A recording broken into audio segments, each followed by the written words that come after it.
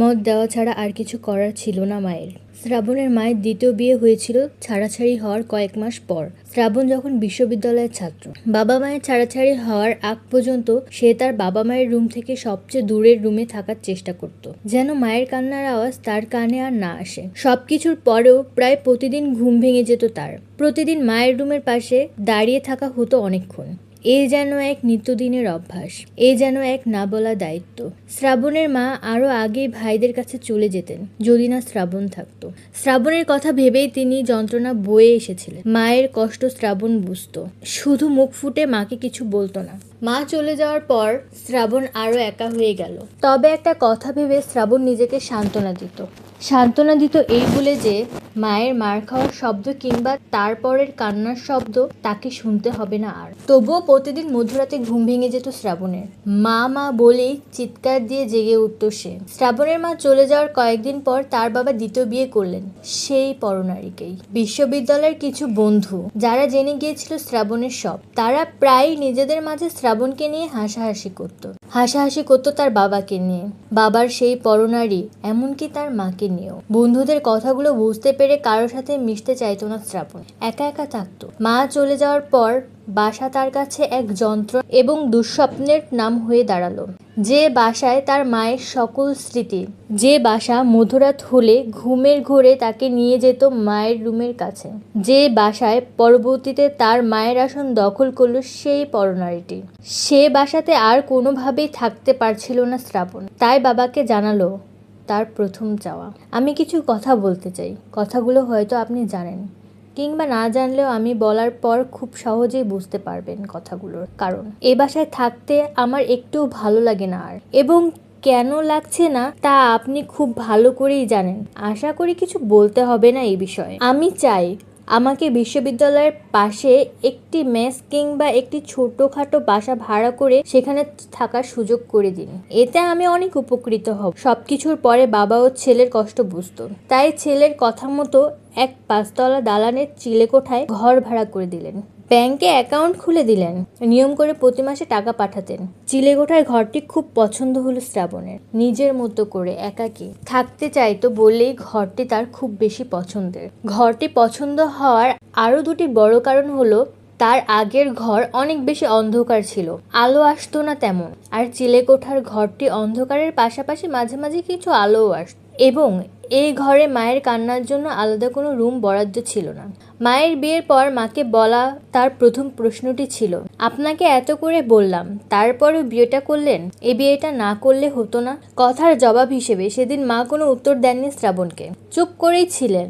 এই উত্তর মায়ের জানা নেই। বাবা থেকে আলাদা হওয়ার পর শ্রাবণ মাকে প্রায় দেখতে যেত, মায়ের কাছে কিছুদিন থেকেও গিয়েছিল প্রথম কয়েকবার। তবে যেদিন থেকে মায়ের দ্বিতীয় বর আসা যাওয়া শুরু করলো সেদিন থেকে মায়ের কাছে যাওয়া কমে গেল শ্রাবণের। যেদিন প্রথম মায়ের দ্বিতীয় বরকে শ্রাবণ দেখলো তখন সে কথা বলেছিল মায়ের সাথে। সেদিন শ্রাবণের মা শ্রাবণকে তার বাবার সম্বন্ধে জিজ্ঞেস করতে গিয়ে বললেন, তোমার বাবা কেমন আছেন? শ্রাবণের মা সবসময় স্বামীর কথা কম জিজ্ঞেস করতে চাইতেন, অথচ তার আর শ্রাবণের বেশিরভাগ কথা জুড়েই থাকতো শ্রাবণের বাবা। মায়ের এই প্রশ্ন শুনে শ্রাবণের কণ্ঠে দীর্ঘশ্বাস।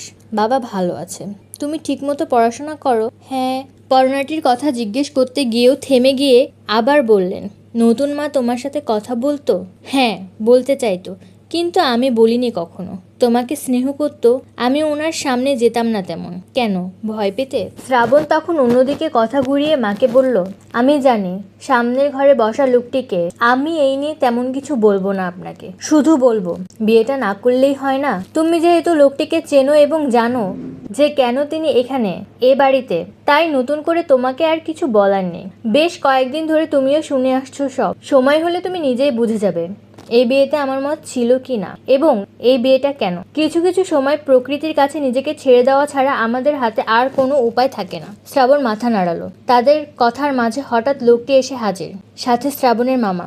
শ্রাবণ, এদিকে আসো তো, তোমার সাথে কিছু কথা আছে, বলেই মামা তাকে বের করে অন্য রুমে নিয়ে গেলেন। তারপর তাকে পাশে বসিয়ে বললেন, কেমন আছো শ্রাবণ? শ্রাবণ মায়ের রুমের দিকে তাকাতে তাকাতে বলল, জি মামা, ভালো। আপনি কেমন আছেন? মামা শ্রাবণের দৃষ্টি আকর্ষণ করে বললেন, হ্যাঁ ভালো। তারপর শ্রাবণ নিচের দিকে তাকে জিজ্ঞেস করলো, মায়ের বিয়ে দেওয়াটা কি খুব দরকার? দেখো শ্রাবণ, তুমি এখন ছোট না যে, তোমাকে অনেক কিছু ঘুরিয়ে ফিরিয়ে বলতে হবে। তুমিও সব কিছু বোঝো আমরা কেন এসব করছি, কেন তোমার মায়ের দ্বিতীয় বিয়ে, কেন তোমার দ্বিতীয় বাবা, সব বুঝো। দ্বিতীয় বাবা শুনে শ্রাবণ কিছুক্ষণ চুপ থেকে তারপর বলল, আমার বাবা বেঁচে থাকতেও দ্বিতীয় বাবা? তোমার বাবা কি কোনো মানুষ? একটা পশু সে। আমার বোনকে অনেক কষ্ট দিয়েছে, এখন আবার বিয়েও করেছে। তোমার মাকে তো আমরা অনেক আগেই নিয়ে আসতাম, অনেক বলেছিলামও। সে তোমার কথা ভেবেই সেখানে পড়ে থাকতো, অনেক সহ্য করেছিল। আর না, এই লোকটি তোমার বাবার মতো অমানুষ না। আর বিয়ের পরে তোমার মা আর এ বাড়ি থাকবে না। তুমি এসো মাঝে মাঝে, তোমার কোনো অযত্ন হবে না। চাইলে আমাদের কাছেও থাকতে পারো। তুমি থাকো, আমি তোমার মায়ের সাথে কিছু কথা বলে আসি। কথাগুলো বলে তিনি মায়ের রুমে চলে গেলেন। শ্রাবণ চুপ করে বসে রইল মামা ফিরে আসার আগ পর্যন্ত। ভিতর থেকে কিছু কথা তার কানে আসলো। কথাগুলো তার মায়ের, মামার আর মায়ের দ্বিতীয় বরের।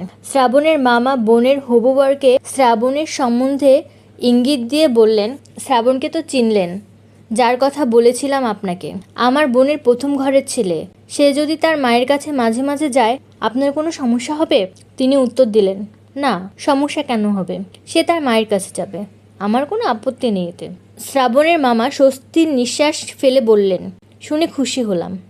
আসলে ছেলেটার বাবা মা থেকেও এখন না থাকার মতো, তাই মায়ের কাছে যখন মন চায় যাক। তিনি আবারও মাথা নেড়ে সম্মতি দিলেন। তারপর হঠাৎ শ্রাবণের মা রুম থেকে বেরিয়ে শ্রাবণকে জড়িয়ে ধরে কাঁদতে শুরু করলেন। শ্রাবণের চোখ বেয়ে পানি পড়তে লাগলো। মা ছেলের মাঝে মামা চলে এলেন। তারপর বোনকে বললেন, তুই রুমে যা। শ্রাবণের মা চলে গেল।